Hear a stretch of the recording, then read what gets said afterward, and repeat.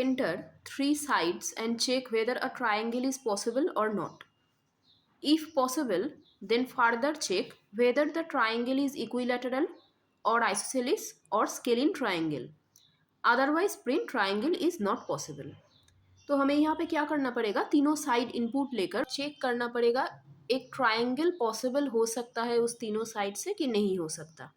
अगर पॉसिबल होगा फिर क्या करना पड़ेगा, फिर ये भी चेक करना पड़ेगा कि वो ट्राइंगल इक्विलैटरल है, आइसोसेलिस है या फिर स्केलिन है.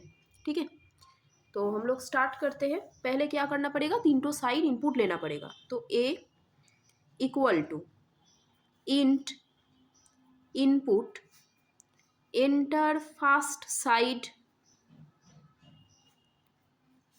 B equal to int input enter second side, C equal to int input enter third side. तो तीनों साइड हम लोग इनपुट ले लिए. अब इसके बाद क्या करना पड़ेगा, पहले चेक करना पड़ेगा कि तीनों साइड से एक ट्राइंगल पॉसिबल होगा कि नहीं. इफ ए प्लस बी, मतलब दोनों साइड का सम थर्ड साइड से ज़्यादा होगा, तो A plus B is greater than सी.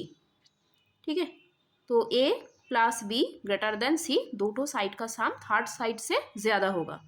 तो ये चेकिंग बी सी इन दोनों साइड के ऊपर भी अप्लाई होगा. इसके लिए हम लोगों को यहाँ पे देना पड़ेगा and A plus B greater than C and B plus C greater than A and C plus A greater than B. अगर ये कंडीशन सेटिस्फाई हो गया तो एक ट्राइंगल पॉसिबल हो सकता है. तो हमें यहाँ पे प्रिंट करना पड़ेगा, प्रिंट ट्राइंगल इज पॉसिबल. अब देखो ट्राइंगल तो पॉसिबल हो गया. अब यहाँ पे चेक करने के लिए बोला है कि वो ट्राइंगल इक्विलैटरल है कि आइसोसेलिस है कि स्केलिन है. तो ये चेकिंग हम लोगों को यहाँ पर ही देना पड़ेगा. तो ये क्या हो जाएगा, फिर नेस्टेड इफ हो जाएगा. ठीक है, तो इफ इक्विलैटरल ट्राइंगल क्या होता है, इक्विलैटरल ट्राइंगल में तीनों साइड सेम होता है. If A equal to B and B equal to C. If A equal to B, A और बी अगर इक्वल हुआ एंड बी और सी अगर इक्वल हुआ, तो देखो अगर ये दोनों इक्वल हो गया, ए बी इक्वल हो गया एंड बी सी इक्वल हो गया, तो सी ए वैसे ही इक्वल हो जाएगा, है ना. एंड से चेकिंग दिया है कि ए और बी अगर इक्वल हुआ, मान लो कि यहाँ पर 5 है, ये भी 5 है, तो 5 इक्वल टू 5 कंडीशन ट्रू. ठीक है, और बी और सी ये दोनों भी अगर इक्वल है, मतलब 5 इक्वल टू 5 कंडीशन ट्रू, तो सी और ए तो वैसे भी इक्वल होगा ना. तो इसलिए सी और ए का चेकिंग मैं यहाँ पे नहीं दे रही हूँ. If A equal to B and B equal to C, print equilateral triangle. Elif isosceles triangle में क्या होता है, किसी भी दोनों साइड इक्वल होता है. आइदर ए और बी दोनों सेम होगा, या फिर बी और सी सेम होगा, या फिर सी और ए सेम होगा. मतलब elif A equal to B और बी इक्वल टू सी और C equal to A. Either A B ये दोनों इक्वल होगा, ये दोनों साइड इक्वल होगा, या फिर बी और सी इक्वल होगा ये दोनों साइड, या फिर सी और ए इक्वल होगा ये दोनों साइड. ठीक है, मतलब इन तीनों में से किसी भी दोनों साइड अगर सेम हुआ तो उसको हम बोलेंगे आइसोसेलिस ट्राइंगल. तो यहाँ पे प्रिंट करना पड़ेगा आइसोसेलिस ट्राइंगल.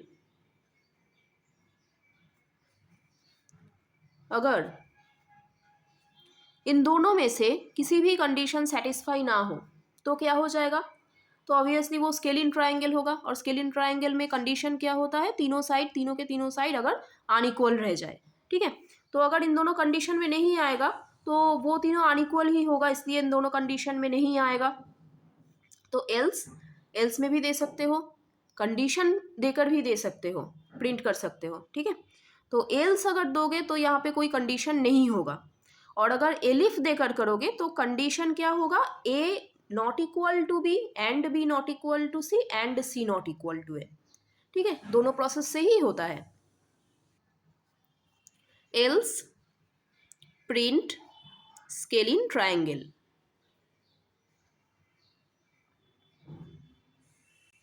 हो गया। अब देखो, अगर ये जो कंडीशन मैंने पहले दी थी यहाँ पे, अगर ये कंडीशन फॉल्स हो जाए तब हम लोगों को ये प्रिंट करना पड़ेगा कि ट्रायंगल पॉसिबल नहीं है। तो क्या लिखना पड़ेगा, एल्स, और ये एल्स इस इफ का है तो इसलिए इसके लेवल में ये डालना पड़ेगा एल्स। मतलब अगर ये कंडीशन फॉल्स हो जाए तो यहाँ से सीधा चला आएगा एल्स ब्लॉक में, यहाँ पे एग्जीक्यूट क्या करेगा, print triangle is not possible. ठीक है, थैंक यू।